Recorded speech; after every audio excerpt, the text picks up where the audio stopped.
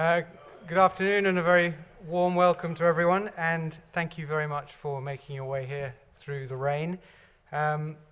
We have two speakers this afternoon, as you know, addressing the theme Engineering a Cooler Planet. The could we part of the talk is going to be addressed by Professor Richard Darton, who is co-director of the Oxford Geoengineering programme here at the Oxford Martin School.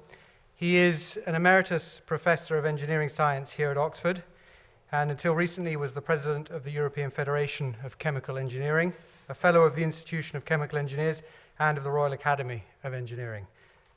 He's a leading thinker in sustainable development and was rewarded with an OBE for his service to the engineering community, in particular to the chemical engineering. Then Richard will speak for about 25 minutes, and we'll hand straight on to Professor Steve Rayner, who will address the should we part of the question. Steve is another co-director of the Oxford Geoengineering programme here at the school. He is the James Martin Professor of Science in Civilization and director of the Institute for Science, Innovation and Society. He's also a co-director of the Oxford Programme for the Future of Cities here at the school, and an honorary professor of climate change and society at the University of Copenhagen. Sits on many international bodies addressing exactly this interface: science, technology, environment and society, including the IPCC, the Royal Commission on Environmental Pollution, and the Royal Society's Working Group on Climate Geoengineering. So after they have both spoken, there should be plenty of time for question and answers at that point. So if you could remember all of your questions for Richard during Steve's talk, and we will have a good Q&A and debate after that. So first I'll hand over to Richard. Thanks very much, Julian. Yes, and I guess if there are any questions at the end, Steve and I will look at each other and say, should we answer this? Could we answer this? Next question. Anyway, those of you who have attended the previous lectures in this splendid series of lectures at the Oxford Martin Institute will be well aware of the problems with climate change and the little difficulty we have with burning fossil fuel and making rather a lot of carbon dioxide and what it's doing to the atmosphere and the climate. So I'm going to talk about the possibilities of engineering the climate. And one of the ways of doing that, of course, is to take carbon dioxide out of the atmosphere, the carbon dioxide that we have put there. And here is some technology for doing that. Well, it's not really technology, it's plants. Plants, of course, with photosynthesis, take quite a lot of carbon dioxide out of the atmosphere, at any rate temporarily, because they have their own life cycle, and the carbon cycle eventually returns most of that carbon dioxide back into the atmosphere.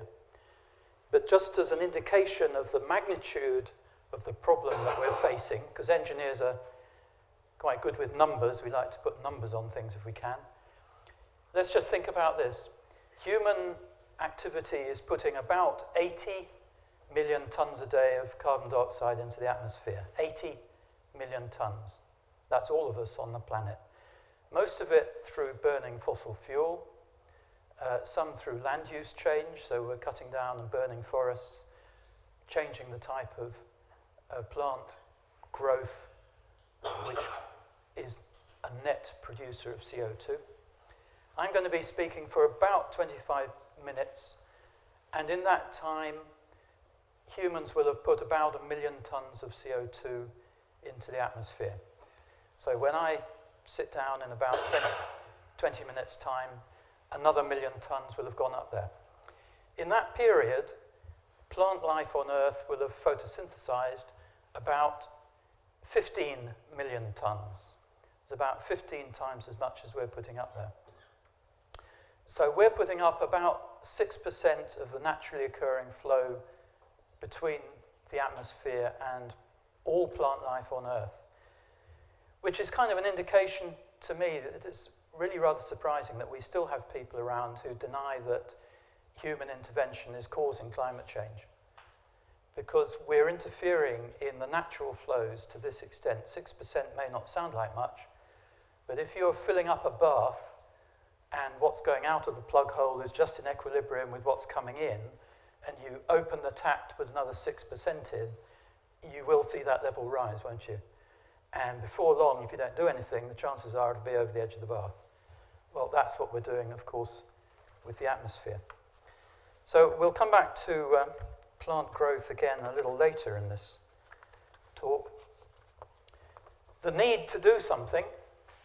This is quite a well-known slide. It's a modeling slide, and it shows the black line, the heavy black line. Initially, will show you the actual way that CO2 concentrations are changing, and this is a forward look on the basis of more or less business as usual. And it shows you what happens to atmospheric CO2 levels in the model if human emissions of CO2 are stopped. You can do this in the model, of course. A bit more difficult to do with actual human society, but at 3 points in the future, 2012,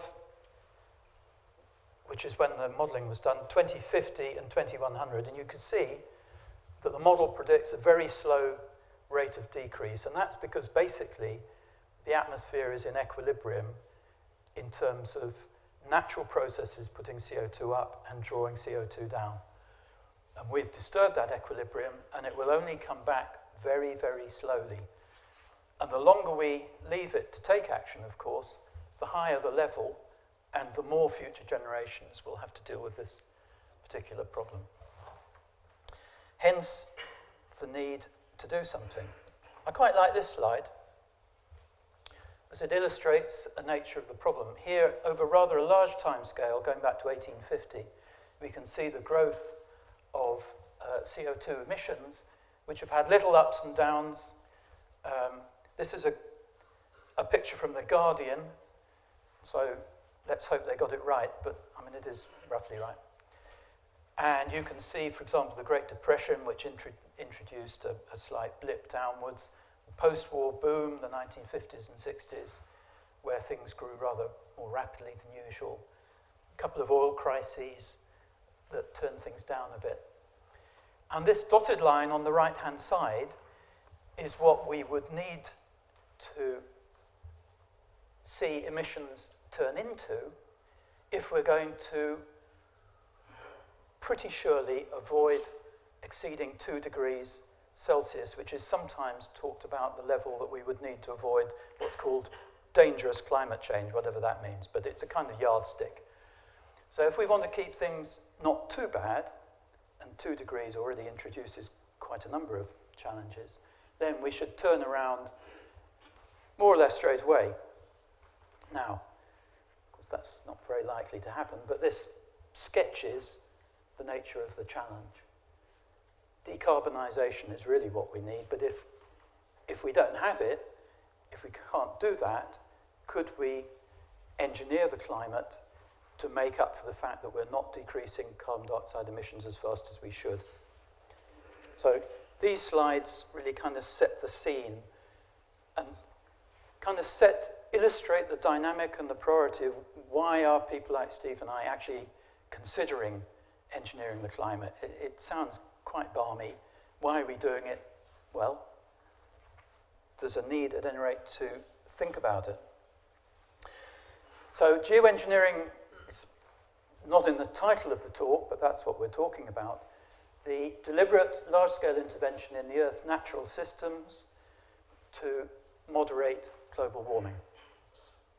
And it comes basically in 2 flavors, although there are sub-flavors of these flavors. You know, it's like a box of black magic. You can think about it, you know, you've got the hard centers and the soft centers, but within that, you've got lots of different flavors, and geoengineering is rather the same. But the 2 main physical principles that are proposed, solar radiation management, in which we reflect back a small amount of the radiation that the sun is, well, on most days giving us. Even today, actually, there's quite a bit of radiation. And you don't need to reflect back very much. At the top of the atmosphere, what's called insolation, the amount of radiation hitting the outer atmosphere, is about 1 kilowatt per square meter. and you only need to reflect back a few watts per square meter. So a few watts divided by a kilowatt is less than 1%. It's a fraction of 1%. So that's actually quite a tempting target for scientists to think, well, it's not very much, so perhaps we could reflect back that little bit, just enough to change the radiation heat balance, and the planet would gradually cool down. So that's an interesting target. Of course, the challenge is, how do you do that? And we'll talk a little bit about that.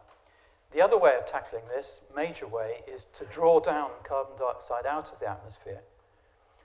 The major difference between these two technologies in their effect is that solar radiation management could take effect relatively quickly.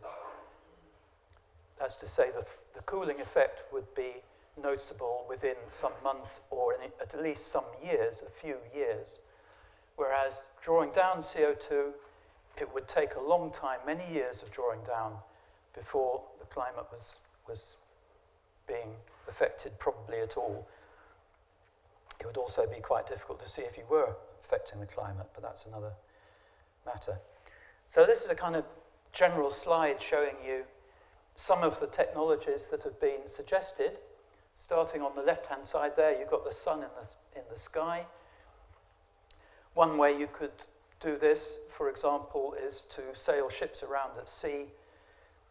Generally, the idea is to squirt seawater into the atmosphere a few hundred meters, not much more than that.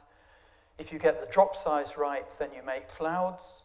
The clouds reflect radiation back into space. If you have enough ships going around, you don't need that many, you can create more white clouds, change that radiation budget just a little bit, and off you go. Cool the planet. That's an SRM, a radiation management technique. You could fertilize the ocean. There are two suggestions, either where the ocean is short of phosphorus or iron, and you could cause an algal bloom, for example, which would cause drawdown of CO2 to grow algae in the ocean. Huge amounts of algae if you're lucky. That will then, if you're also lucky, fortunate, will drop to the bottom of the ocean. Hence, you're taking CO2 out of the atmosphere. That's been suggested. Here we're talking about, this thing here is not a huge fly swat, although it looks a bit like it, is somebody's artistic impression of a carbon dioxide trapping column with some sort of chemical in it. And you could do that, certainly.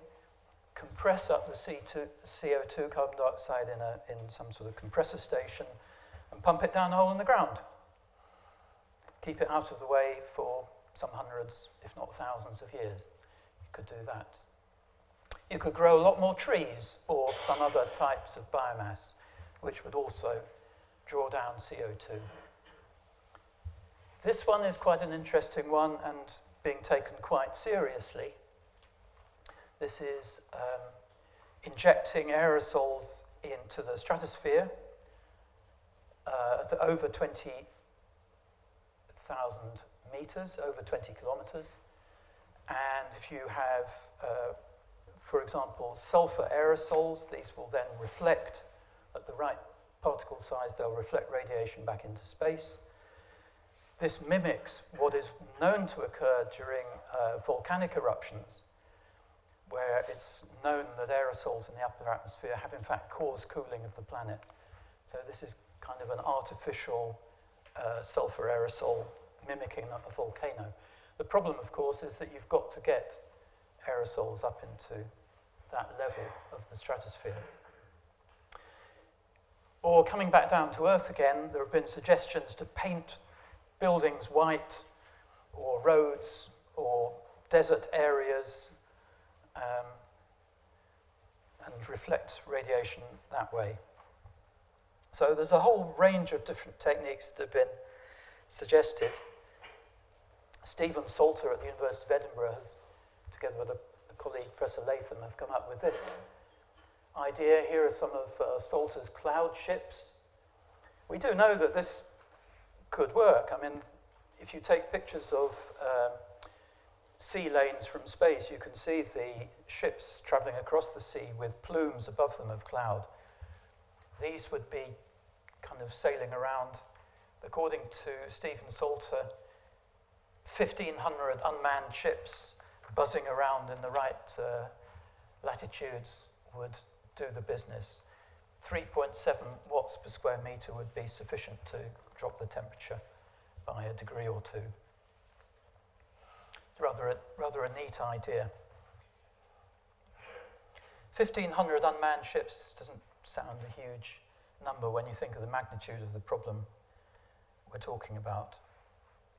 So other SRM proposals, I already mentioned the sulfur aerosols. They are being taken seriously. There's been some engineering investigations of whether that would be possible.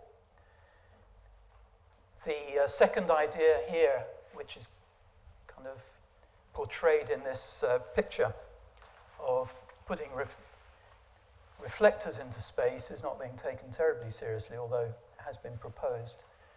It would be a huge logistic problem to actually transport the reflecting material and get it in the right place in space and keep it there. We did some calculations on this, and you'd need an absolutely enormous space industry putting shuttles up and down for quite a long time to get the reflecting material up there. It's quite an undertaking.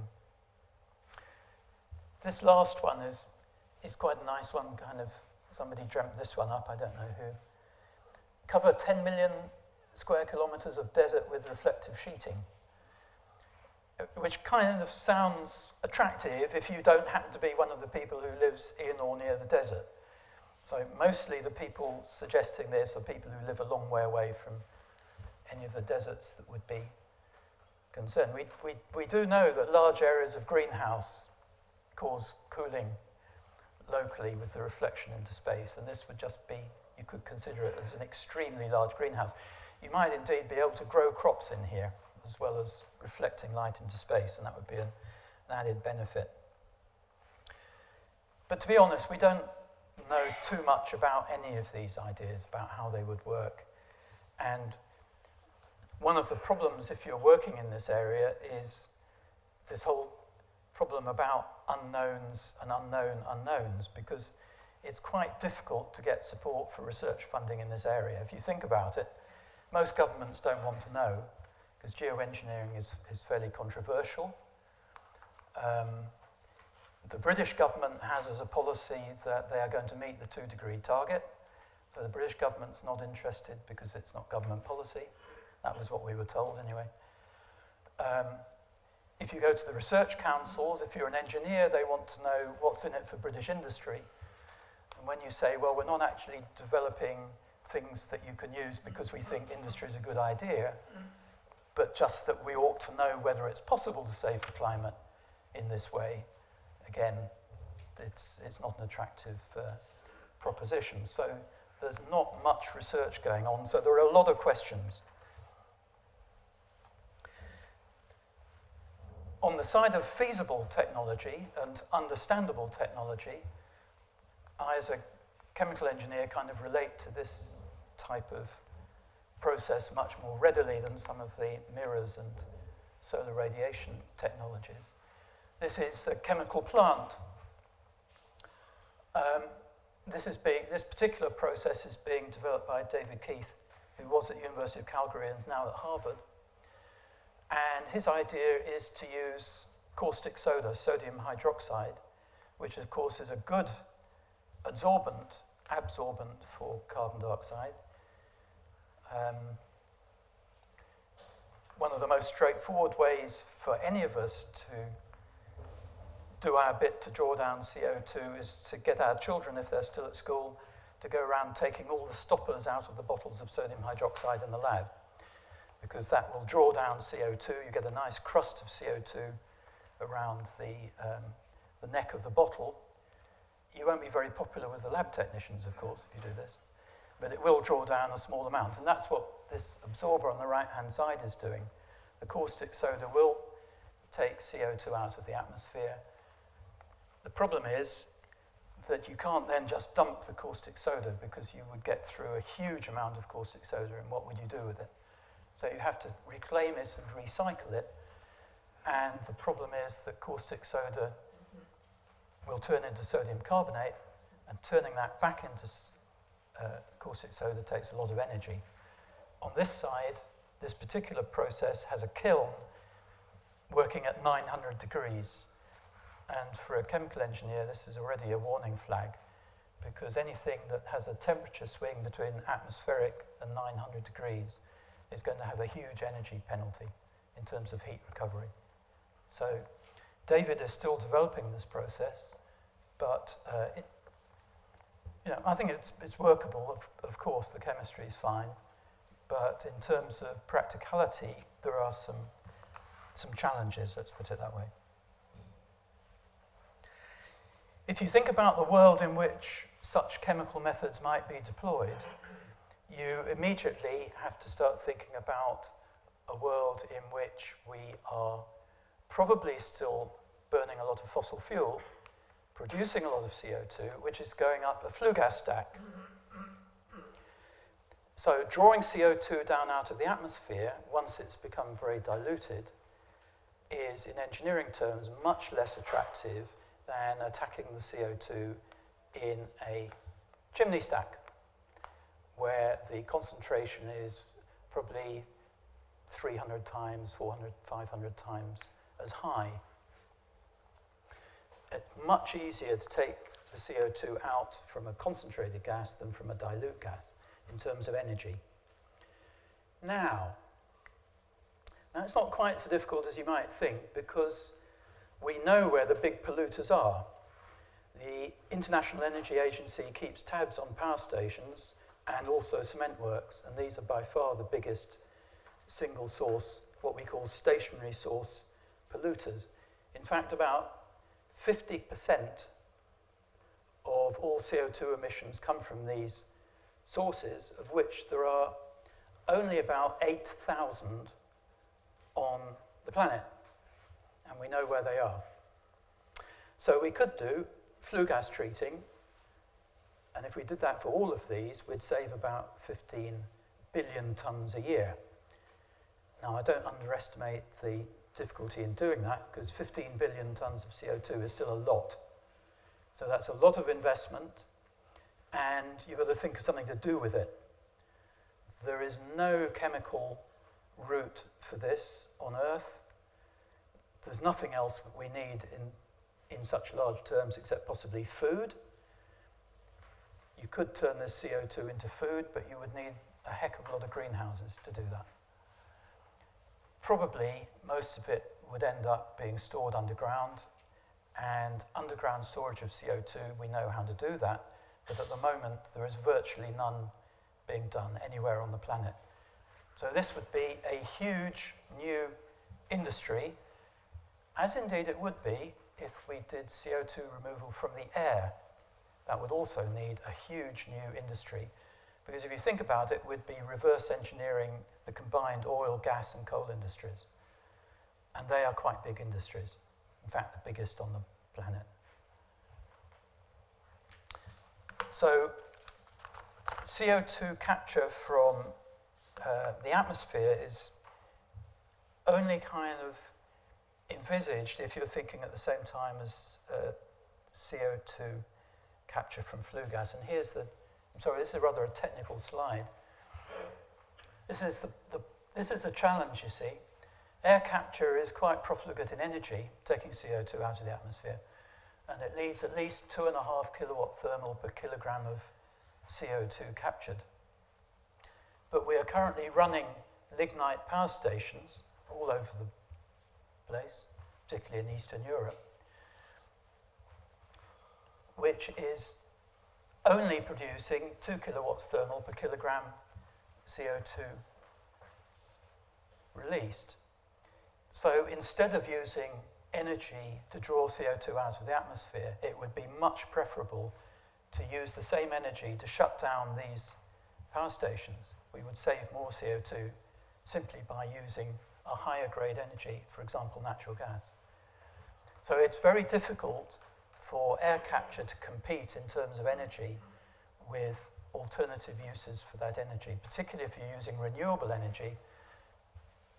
If you've got a good source of renewable energy, you could shut down all these power stations, use the renewable energy, photovoltaics or wind energy or whatever, and that would be a much better way of taking CO2 out of the atmosphere than capturing it.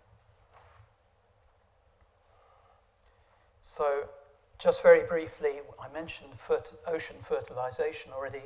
Planting more trees sounds like a great idea to me. You'd need another roughly 100 million people to work in forestry. That would be fun. Biochar is another idea that's been proposed, turning wood into charcoal, burying it in soil. Again, a very good idea, but difficult to scale to the size that we'd need of billions of tons a year. Enhanced weathering, drawing CO2 down and combining it with alkaline minerals. It happens anyway. There are quite a lot of alkaline minerals around the place that do draw down CO2, but they only work rather slowly. That's why that earlier slide of carbon dioxide concentrations showed you if we stopped emitting, they would drop rather slowly. And that's because naturally occurring deposits of adsorbent only work rather slowly. But perhaps we could engineer them to work quicker, who knows? Again, we need some more work done on that.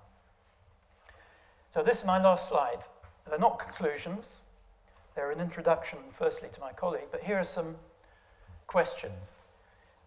Will these ideas work? Well, some of them, to be honest, are pretty far-fetched, and I would give their chances of ever seeing the light of day as pretty small. But there are certainly ideas here which could work. Sulfur aerosols, we know there's an existence proof in terms of volcanoes. Cloud whitening, we'd need to be able to engineer the ships and the injectors, but that would certainly work. Chemical treatment of the atmosphere is certainly possible. We know how to take CO2 out of the atmosphere. Just think of the stopper and the caustic soda, so we can do it. Which is the best? I don't know. You'd need to do a triple bottom line assessment or think about your criteria. There are other things you'd need to think about, applying these things on a very large scale. What about the undesirable side effects? Because you might, if you go for a global change in temperature, change the temperature, but you might also totally change rainfall patterns on the surface of the Earth, for example, by changing the monsoon seasons. There would be winners and losers. So how are we going to deal with that? Who's going to pay for all this? Because assuredly, if we try and engineer the climate, it's going to cost something. Who's going to pay? Who's going to control it? Who's going to have a finger on the button? What about democratic control? Do we need that? What will happen if we decide it's not a good idea and turn off whatever it is? And let's remember, at the moment, it's hardly possible to engineer the weather, let alone the climate. Is there some better way? And I couldn't resist myself. I couldn't leave this as an open question. Yes, there is. We have to stop burning so much blooming fossil fuel. I'm not going to tell you how we can do that, if I knew. But this is the far more obvious way to get out of the difficulties. But it's difficult. And then finally, which I think we may hear more about in the next half hour, what about the social, moral, ethical issues, because there are some. And at that point, I will leave my colleague to answer the really difficult question.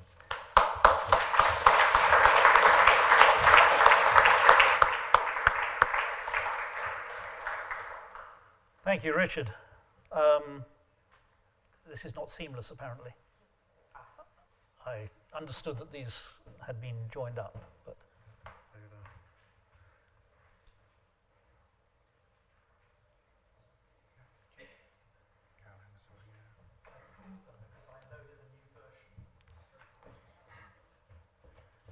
That's what happens when you let engineers meddle with stuff.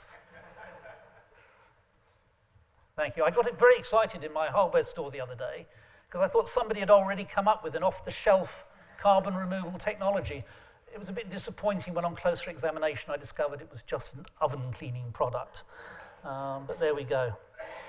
Richard offered you a definition of climate geoengineering. That was, in fact, a definition that was originated by the authors of this document, of which I was one, the Royal Society's report, Geoengineering the Climate, which came out in 2009.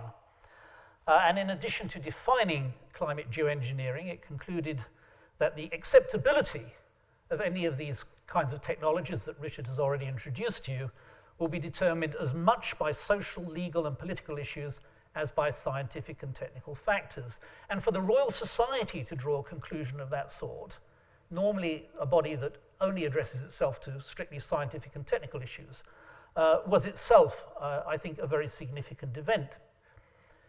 But the working group went on to recommend the development and implementation of governance frameworks to guide both the research and development and any possible deployment. So here was a case where the scientific establishment was actually advocating putting in place governance arrangements for the research into the development of a technology before that technology had even got off the drawing board. And that itself was also another quite remarkable event. It was in response to that recommendation that colleagues here at Oxford, along with some of our friends and colleagues at Sussex and University College London, put together a proposal to the Economic and Social Research Council and the Arts and Humanities Research Council, precisely to explore the implications of a wide range of geoengineering approaches. And I want to emphasize this was not to promote or advocate any of them, but to understand what the social, political, ethical implications of these technologies would be and what kinds of challenges they would represent to national and global governance. And specifically, we ordered our proposal around these four themes that you can see here, identifying the framings of geoengineering, how geoengineering is being proposed, how it's being understood, to explain and enlarge upon what were the dilemmas of control that would face any regulator of research and development, let alone implementation, to explore governance and regulatory requirements that the regulators might come up with, and also at the same time as doing this to stimulate dialogue, to have a wider social conversation beyond the technical community, beyond the social science community, indeed bringing in the public, policymakers, and trying to do so on an international scale. I'll just briefly revisit something that Richard has already gone into in some detail. He explained the distinction, which is largely an engineering and physical science distinction between the carbon dioxide removal and the solar radiation management technologies. But implicit in what he presented, but less obvious, was a distinction between approaches by which you are essentially enhancing natural earth systems processes, in the case of iron fertilization, adding nutrients to the ocean to encourage algal blooms, in the case of sulfate aerosols, in putting those aerosols into the stratosphere in imitation of volcanoes, and on the other hand, of more traditional, if you like, black box engineering solutions.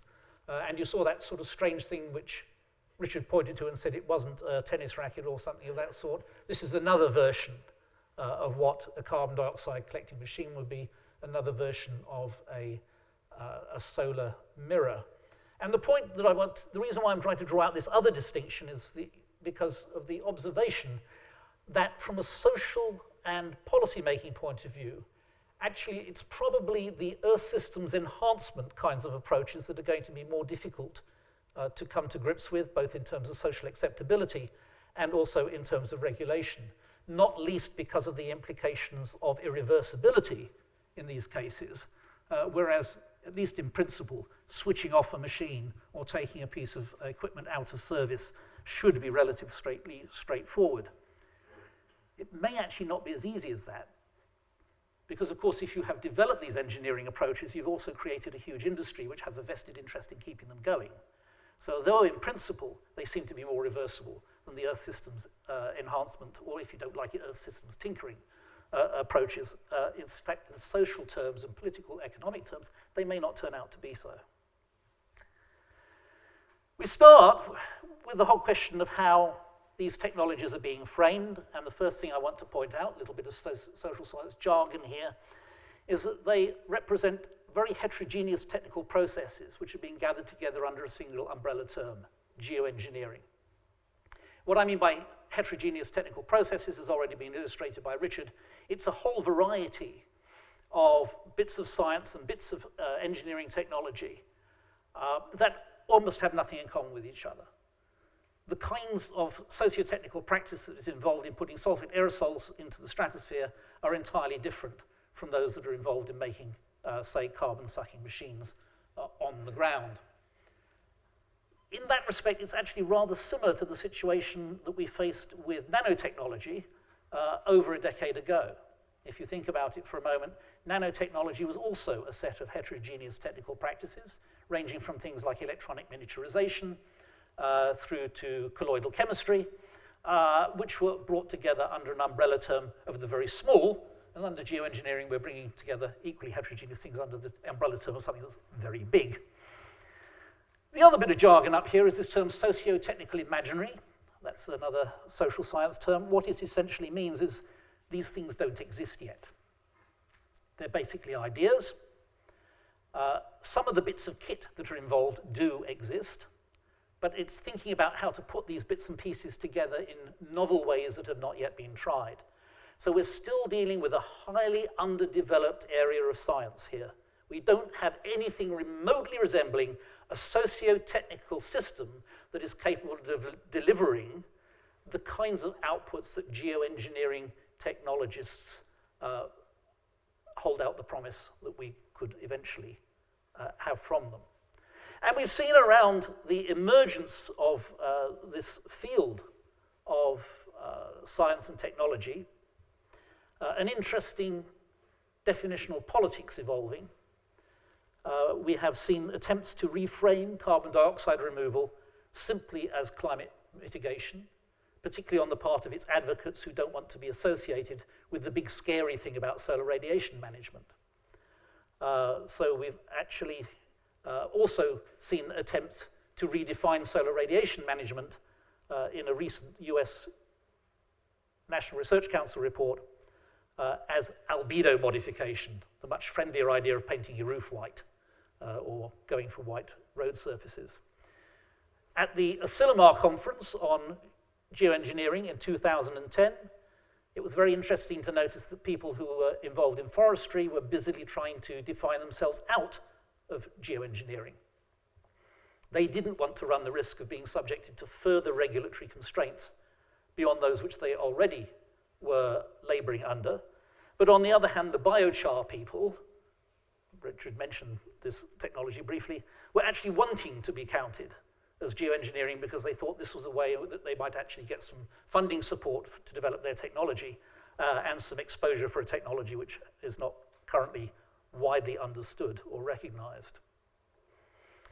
So we performed what we call framing analysis. We did 3 kinds of framing analysis. One was actually looking at how experts of various sorts, people who at least claim some kind of expertise in the geoengineering field, defined the issues. And that revealed a highly divergent range of opinions. So within the communities of people who are talking about geoengineering, thinking about it, thinking about designs, thinking about the regulatory constraints and so on and so forth, we have very different ideas about what geoengineering is and what it could offer. I'm not going to go into them in detail because we would be here for quite some time.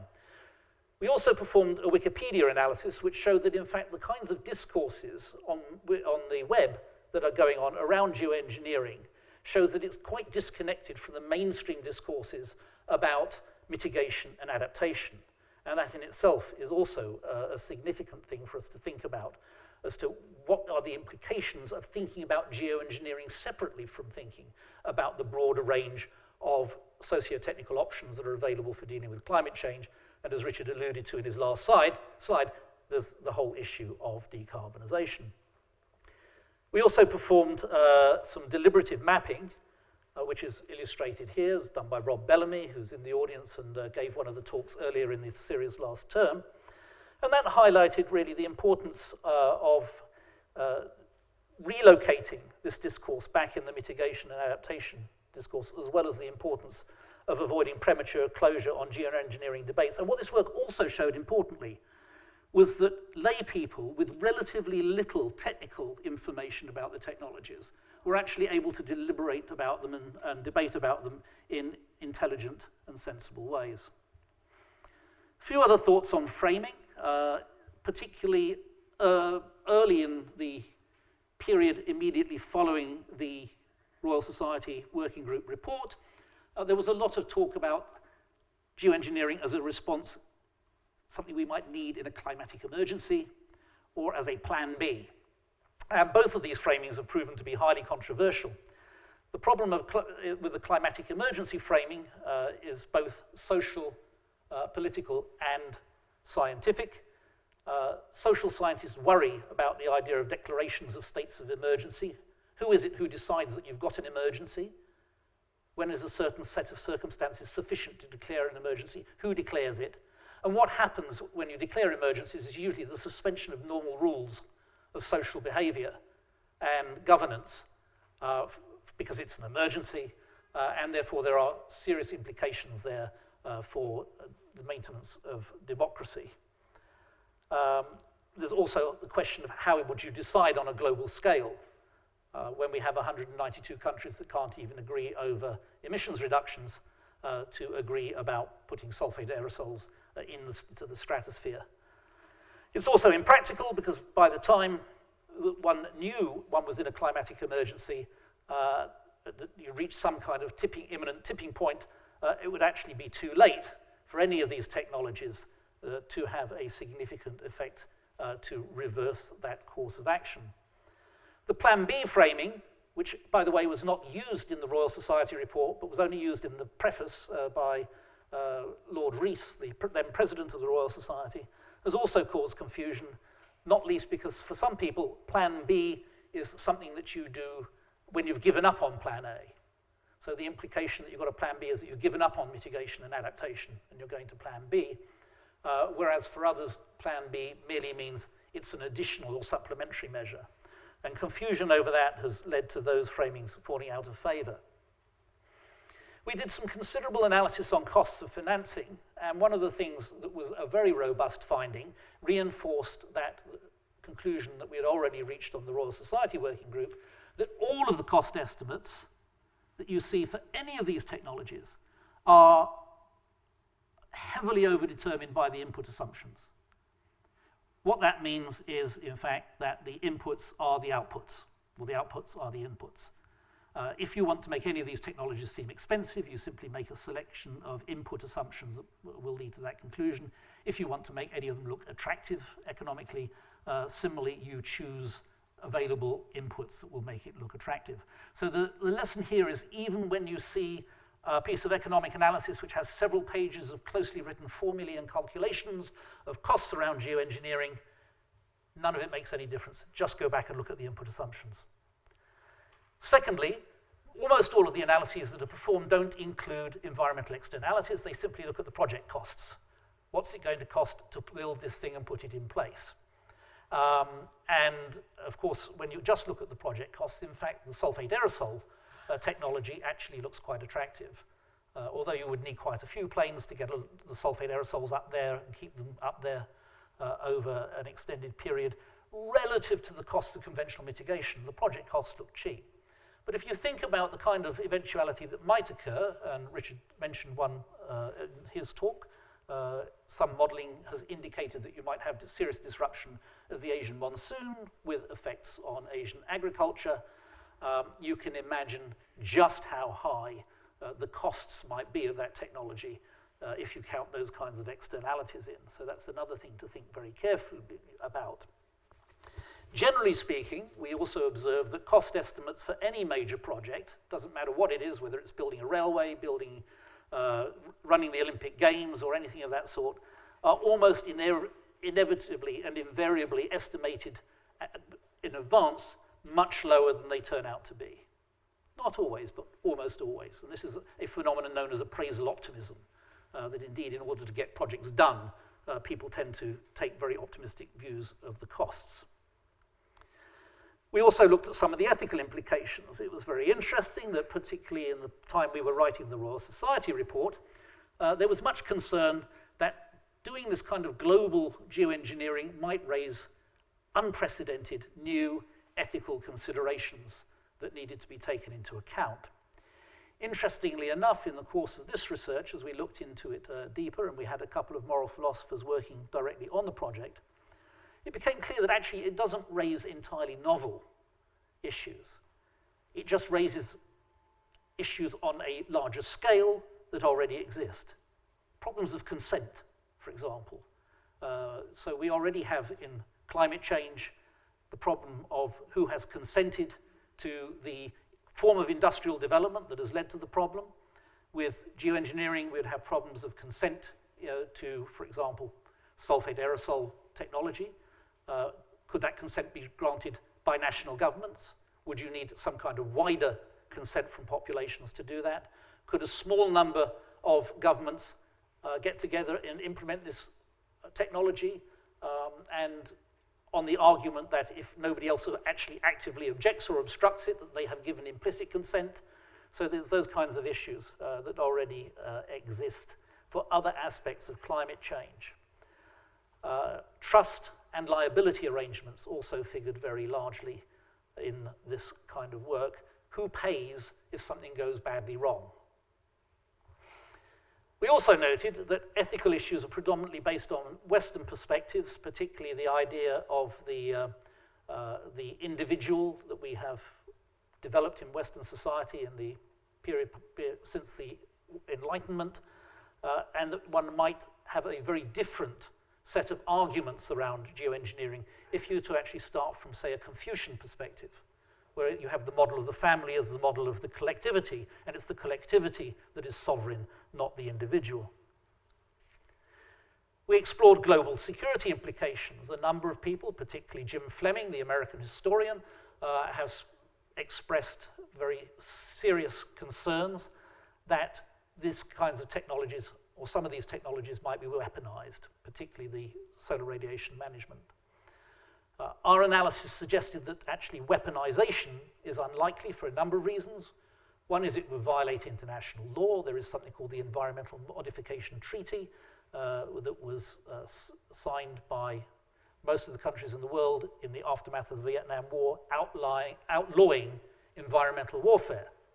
It's not a particularly vigorous regime, but there are also practical reasons why weaponization is unlikely. Essentially, you would only use these things to do two things. One is terrain denial to the enemy. In other words, you make it rain a lot and so their tanks get bogged down or something of that sort.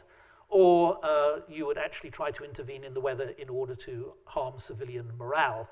It has to be said that these are very unpredictable technologies. They're very hard to control, and there are much easier ways to achieve either terrain denial or damaging civilian morale than would be to use these climate intervention technologies as weapons. But that doesn't mean to say there are no security implications at all.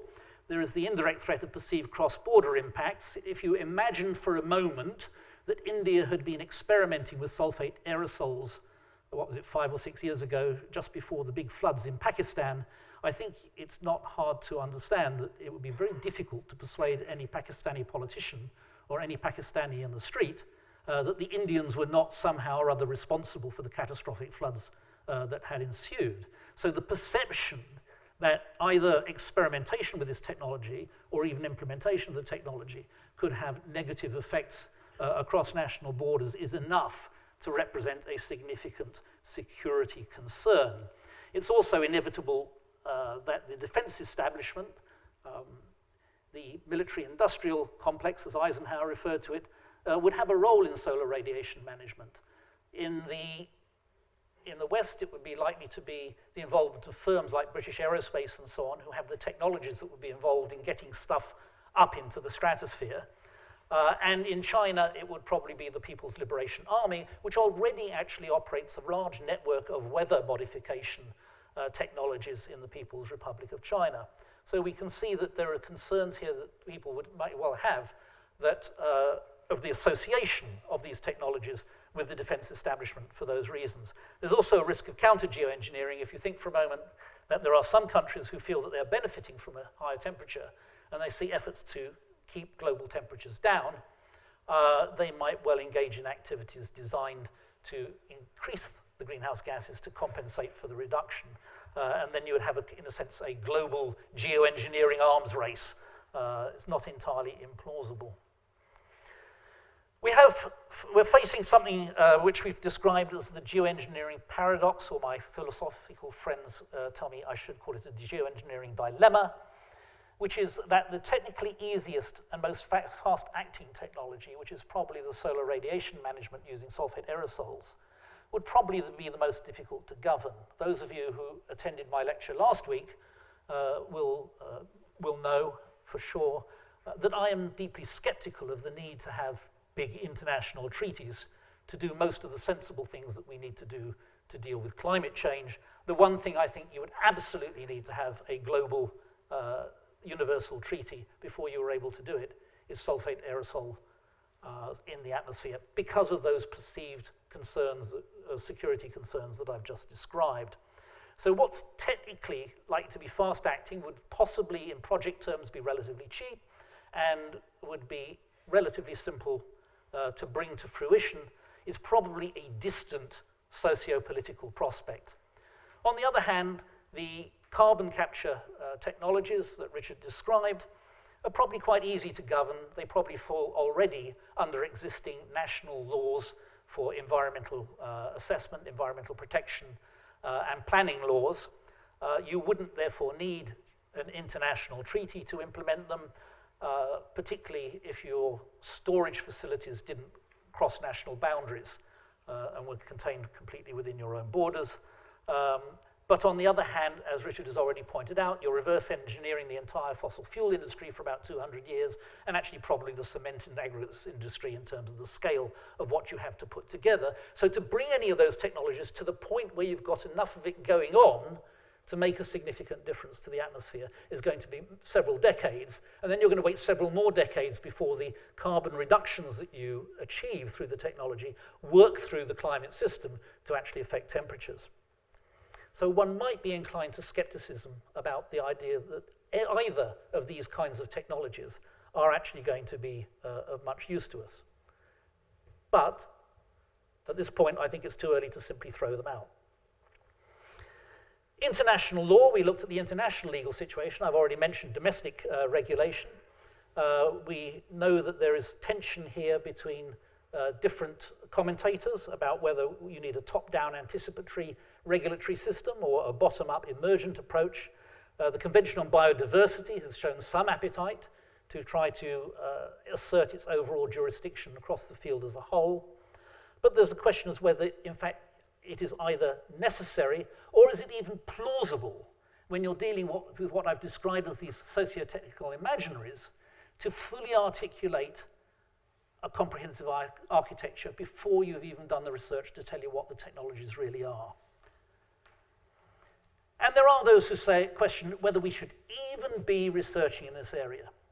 So at the top here you see a colleague, Mike Hulme, of King's College London. He argues that the kinds of climate models we use to explore the potential impacts of these technologies are, quote, mere calculative cartoons. We could never know enough to implement these technologies with any level of responsible certainty about how they were going to perform. And his view is that, in fact, this ignorance, this inevitable ignorance, will save us from the folly of engaging in climate geoengineering, particularly the sulfate aerosols. A diametrically opposite view is expressed by David Keith, who Richard has already referred to. David points out that we have, in fact, got quite a lot of empirical information from the behavior of volcanoes and so on. We've got bits of engineering that we know how to do, and that a carefully staged incremental research program, gradually ramping up, would give us a better idea of whether or not any of these technologies really have something to offer. And in contrast with the idea that ignorance saves us from folly, David Keith argues it's folly to remain ignorant of our ignorance. There are those who say, but we still shouldn't do research because of a slippery slope, that somehow even thinking about these technologies is to encourage people to think about what should be unthinkable. There are those who talk about, have this idea that somehow or other there is an inevitable trajectory from even doing the front end of research to implementation. There are those people who argue humankind has never invented a technology it hasn't used. These people have obviously never set foot in a patent office because patent offices are actually the graveyards of dreams, and most patents are in fact death certificates. There is a phenomenon known in the technology innovation field as the valley of death, which says that you have major problems usually going from invention through to the level of research and development that actually leads to deployment of technology.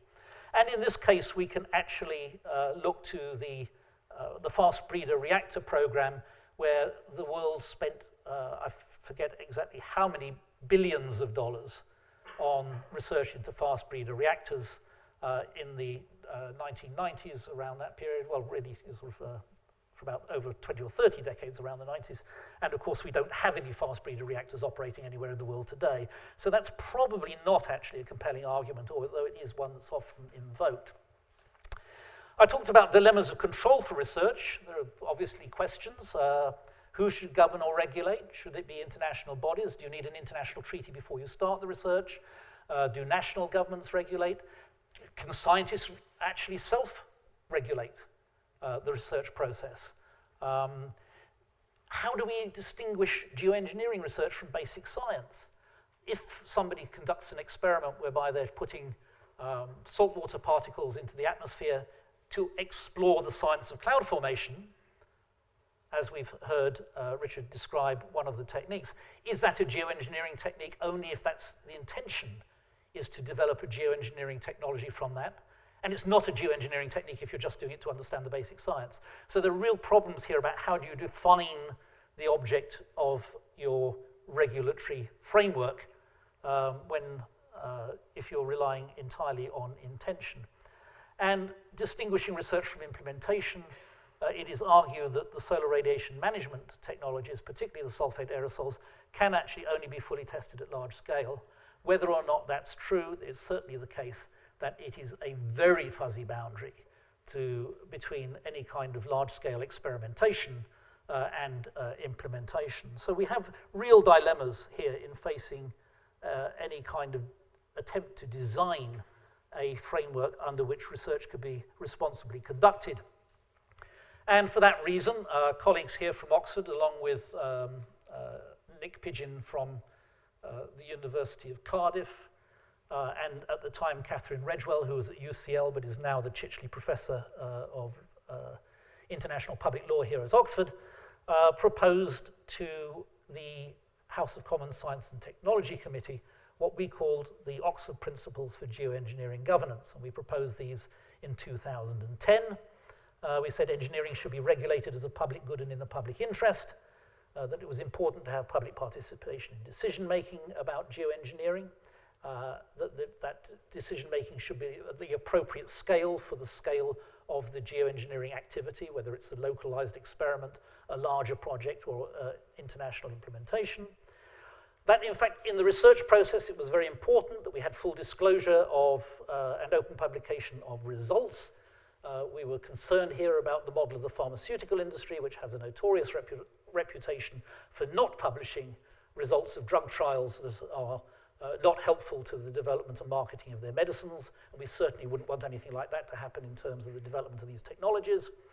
That there should be independent assessment of the technologies, whether this could be done by a NASA red team, blue team type technique, or other techniques. We're quite open on that, but the notion that there should be independent assessment, not just the scientist's own self-assessment of what it is that they're doing, and that we needed to have governance arrangements that are clear at each stage as we move from implementation to development, through development to deployment.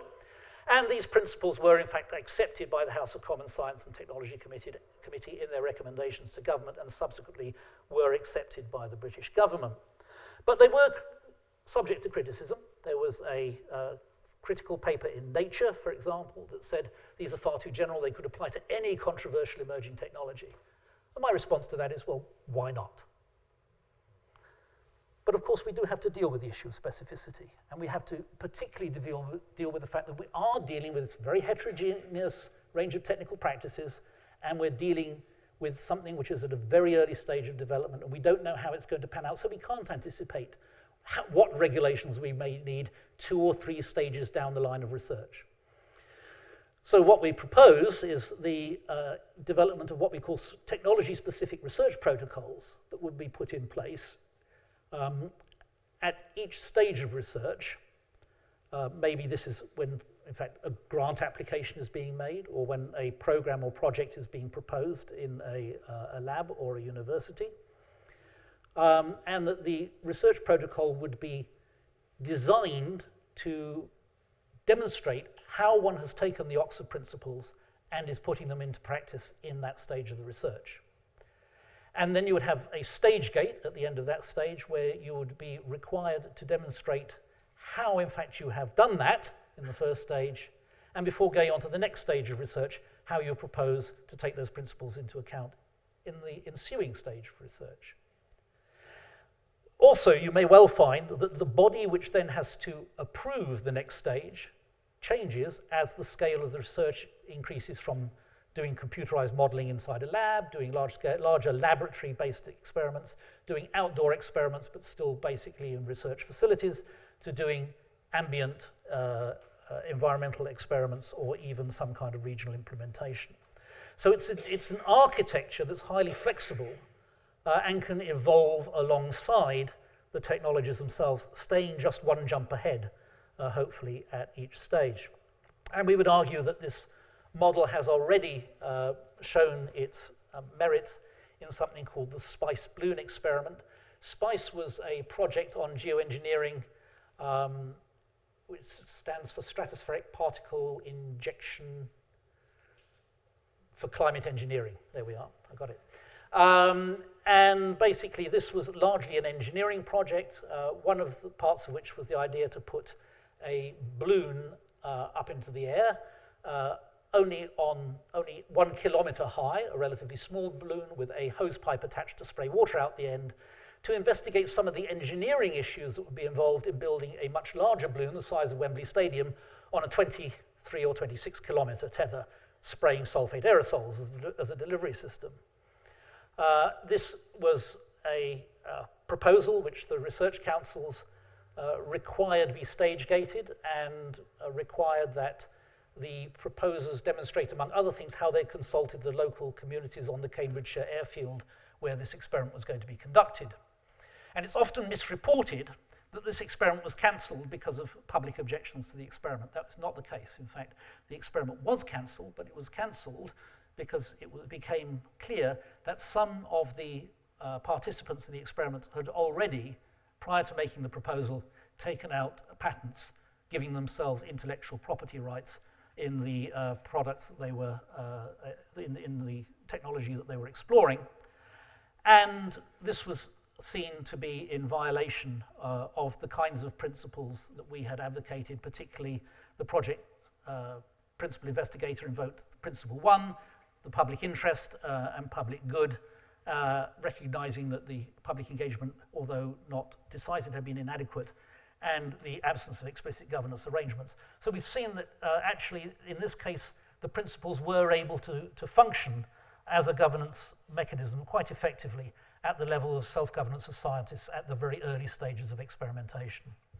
I'm not going to dwell on this slide. I'm just going to put it up here to note that we have been engaging in attempts to stimulate a broader dialogue internationally and beyond the scientific and technical community as part of the project. I'll leave you with 2 final questions we asked ourselves. The first question was, what can geoengineering do for the climate? That's the conventional question that's asked, and we suggest that, in fact, that's still, the jury is still out on this, but we are largely in favour of continuing research to try to get a better handle on whether these technologies have something to offer. We are concerned that it's questionable whether we can scale up the CDR technologies in time to have much beneficial effect for our climate strategies. that while solar radiation management promises fast impact, it presents significant physical and political risks. And in fact, if you want to save lives and property this century without geoengineering, actually you've got to put a lot more emphasis on adaptation than we currently do. So Richard would like to pursue more mitigation in order to reduce the emissions, but recognizing that even if we reduce our emissions, again, we still have a multi-decadal delay before they make an effect. Finally, though, here's the social scientists' little twist on this. We also want to ask, what can geoengineering do for society, or perhaps what can geoengineering discourses do for society, more accurately? One of the things to say here is that the values are unusually explicit right up front. The different values that people bring to arguments about emerging science and technology don't usually emerge until, as was the case with nanotechnology, as was the case with GM foods, you've already got the technology in place, largely in place. And then those values tend to be concealed behind scientific type arguments that aren't really arguments about science at all, but are arguments about values. And so this is a really interesting case whereby we're bringing those values out up front. And it provides opportunities to explore the kinds of representations that we make about nature and society and the relationship between them that are usually left implicit and concealed in controversies about technology. And then finally, what can geoengineering teach us about the governance of other global emerging technologies to which we might want to apply a similar framework to that described in the Oxford Principles? Thank you.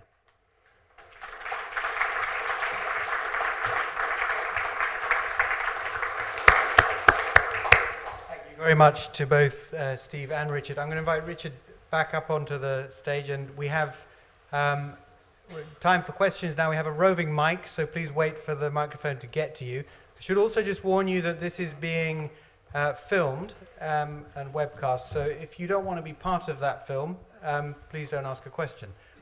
Okay? Can I have a show of hands? Any question? Please, there's one here.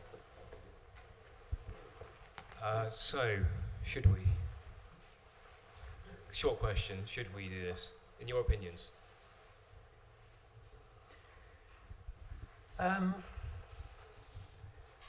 Well, yeah, you've asked for a short answer. We shouldn't get ourselves into a position where we need to do it. It's kind of a Weasley answer. We don't actually need to do it at the moment. There is still time to take the right course of action to avoid needing to do this. What we certainly should do, in my view, and the OGP is signed up to this, is investigate more. So we don't, the Oxford Geoengineering Programme does not subscribe to the idea that we're protected by our ignorance. This personally makes me feel extremely uncomfortable as a general proposition. I mean, what does that really mean? Does that mean I shouldn't be up here talking to you tonight because it's better that you're ignorant than that I should try and explain some of these issues, or Steve explain the dilemmas? Should we simply not talk about geoengineering at all, pretend it's not there because it's a taboo subject? So I think we need to investigate what it means on the sociology, on the politics, on the finance, and all these other questions. On the technology, sure, we need to know whether it's even feasible. Steve's explained that it's a technological imaginary.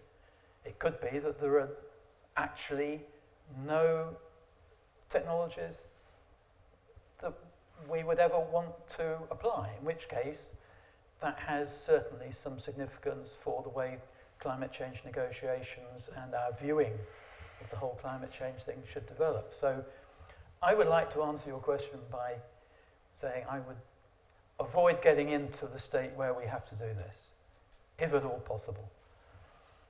I would say certainly we should avoid any premature moves or rushes to implement any technology along these lines or anything that resembles them. But I think we should be doing the research into understanding better what they might offer us and what their implications, positive and negative, might be. And if that research only tells us that, in fact, they're all rubbish and we shouldn't be thinking about any of them, at least we would be making that judgment from an informed point of view. We could get them off the table, and then they would no longer be something that people might be referring to in the way that we find certain US politicians like Newt Gingrich referring to them as, well, this is how we will deal with the problem if it turns out to be real. So I think, I know it's a classic answer for academics to say more research is needed, but in this case I would say more research is needed. The Royal Society recommended £5 million a year for 10 years. That's peanuts. What has actually been spent in the last 5 years is £5 million. Okay, so if in 5 years we've spent what the Royal Society recommended we should be spending each year for 10 years. So we're nowhere near a level of exploration of these technologies that can actually inform us as to whether they are viable or desirable or undesirable and unviable. Any more questions? Here at the front.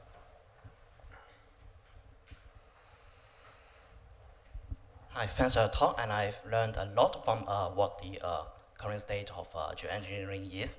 I am a meteorologist, and I know how difficult it is to predict the weather. So if one day we start seeding the cloud or fertilizing the ocean, you become even more difficult. We have difficulty predicting the weather in 10 days, and I know how the weather will change, how the atmosphere will change after we start doing that. So there's also an ethical problem or moral problem if once we start doing this, the atmosphere is changed, and for example, a tropical cyclone is generated that kills thousands of people, or is perceived that the tropical cyclone is caused by the cloud seeding process. So it will pose a very difficult questions to the policymakers and the scientists at the time. There's also the question that would it present a false hope to the general public that we can just sit and wait for the geoengineering technology to mature, so the climate change problem will go, will no longer exist, and then we can just wait and do nothing right now and continue our expensive and extravagant lifestyle without changing anything. So what's your opinion to us for these two questions? I would say that that view has been expressed, and there is concern that people have had about what's the so-called moral hazard effect, which is the idea that if you hold out the prospect that there is a cheap and easy solution to climate change, that people will try less hard at emissions reduction. I'd point out that in fact from the 1980s through to around 2010, the same argument was made about adaptation. We shouldn't talk about adaptation because if we hold out the prospect we can adapt to climate change, people won't try so hard at emissions reduction. It's a bit like talking to American Southern Baptists about sex education in schools. They think it's not a good idea because it encourages the kids to do bad things.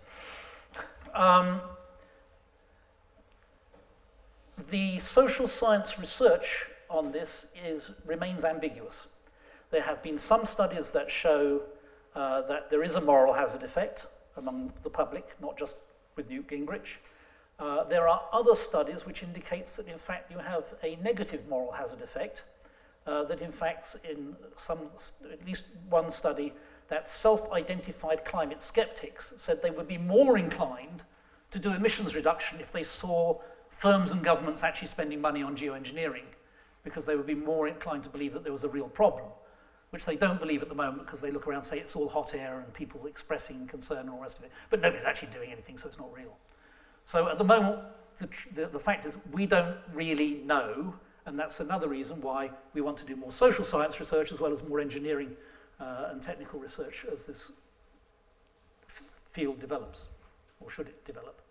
In your question, you mentioned one thing, which was the idea that we should kind of sit and wait for geoengineering technology to develop, to mature. I think that's a dangerous thing for all of us to do. I know you weren't suggesting we should, but you mentioned it as a one thing that might happen. And in fact, it is what's happening at the moment, mainly. And that has given a rather strange flavour to the whole of geoengineering. It remains a technological imaginary apart from a couple of groups in the States who are developing what they thought and perhaps still think could be commercial processes for extracting CO2 out of the atmosphere. So the David Keith's idea, David has a company which he's using to develop the technology, and that's fine to develop the technology and see how it might work. But it does mean that some quite interesting areas which, in the sense of climate engineering, might be attractive and interesting are getting very little support. I mean, Stephen Salter's cloud brightening, it has quite a few problems, but it's also quite promising and quite kind of interesting. And it would be something which I think we would all like to know a lot more about. But, you know, who's going to put money into that? So I think in the whole area of climate, this is an area of climate science, really. I mean, we wouldn't treat climate science in this way of saying, oh, well, we're not going to have government-funded research measuring all sorts of climatology because, well, we'll just wait and see who measures what and see what turns up. I think it's a risky approach. I think we should have a much more intelligent debate about, and an international debate about what we really need to do to understand this whole technology, and not just the technology, but also, as Steve has said, the political and ethical. So we shouldn't just be sitting back and wait, but yeah. Just emphasise, by the way, that I don't know anybody who's seriously engaged in this field who believes that geoengineering is in any way an alternative to emissions reductions. At best, it's a supplement. There's a question. Yeah. Keep going. Thanks, both of you, for very insightful presentations. I remember, and I was trying to figure out the year, but it's lost in the memory. But I remember distinctly the hubris when we worked on the social cost of carbon in the IEA's first program on carbon capture and storage, that anyone would think this is useful. That was 20 years ago at least. It's like, well, it's still there. It's still, and it's now on the table as a serious issue. But what I was struck about in the thinking through what I don't know, because I haven't followed this in any serious way, is there a lot of parallels to the negotiations on loss and damage that are the dominant and largely, I think, uncontested move to get adaptation into a global framework that's far more oriented toward liability than voluntary action. But some of the same issues about the evaluation of damages depend on your assumptions, the understanding of the climate science to unpack complex processes, the difference between a causal chain that might be simple or complicated versus complex or chaotic. I just wondered whether you'd sort of spilled over into that area. I think you can justifiably draw those parallels, but at the moment I would say that geoengineering is making zero impact on any negotiations process. It's just not on the agenda.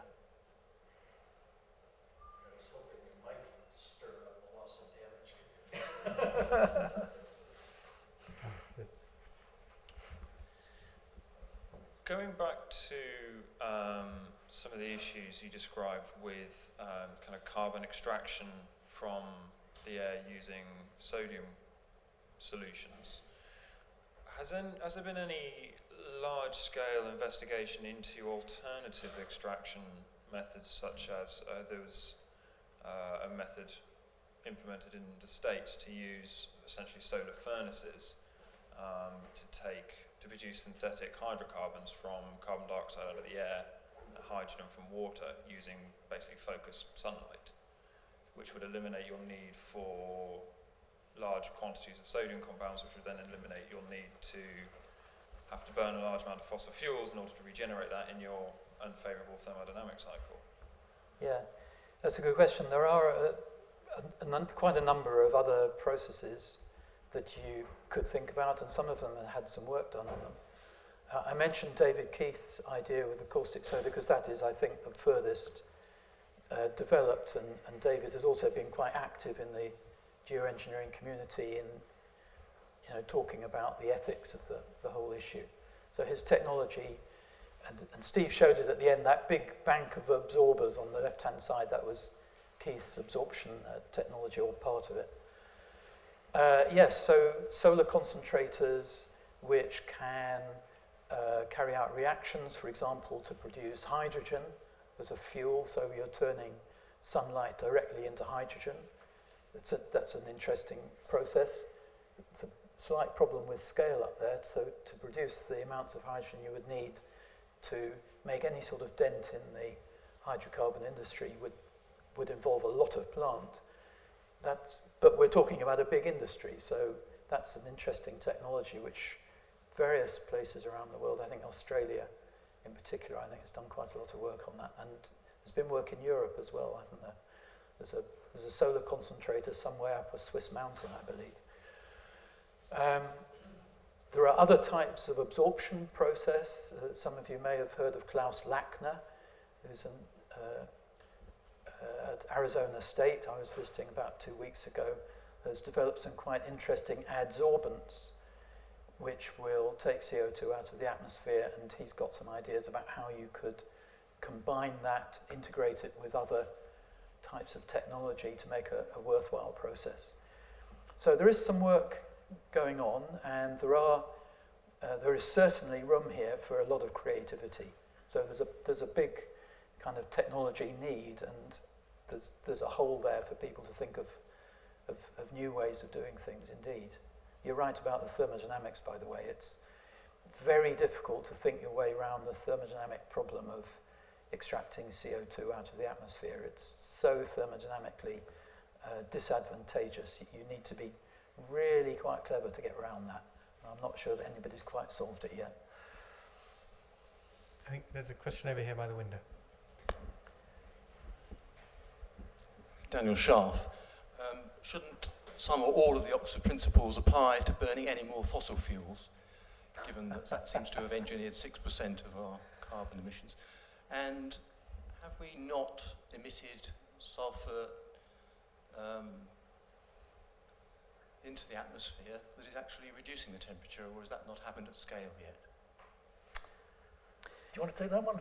Well, to address the last one first, yes, I'm afraid that our sulphur cleanup of power station exhaust and auto exhaust and seagoing vessel exhaust has made the atmosphere purer for us, but has been not so good for global warming, and it's thought to have added an appreciable, I don't know, do you know the figure?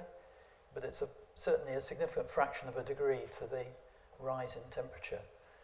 So, this is an indication that, the importance of balancing up pros and cons. So, we lead a slightly healthier lives ourselves by taking the sulphur out. So we can just hope for a few volcanic eruptions. That'll bring the temperature back down again. What was the other?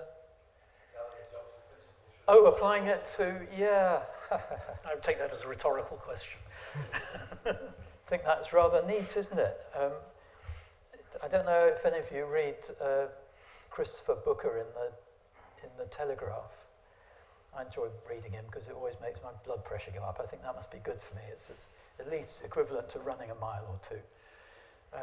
But he was going on recently about how ridiculous it was. It had been suggested that the fossil fuel industry was enjoying a subsidy because their waste product is thrown into the atmosphere with no consideration for what we would term the externalities, and he wouldn't recognize that.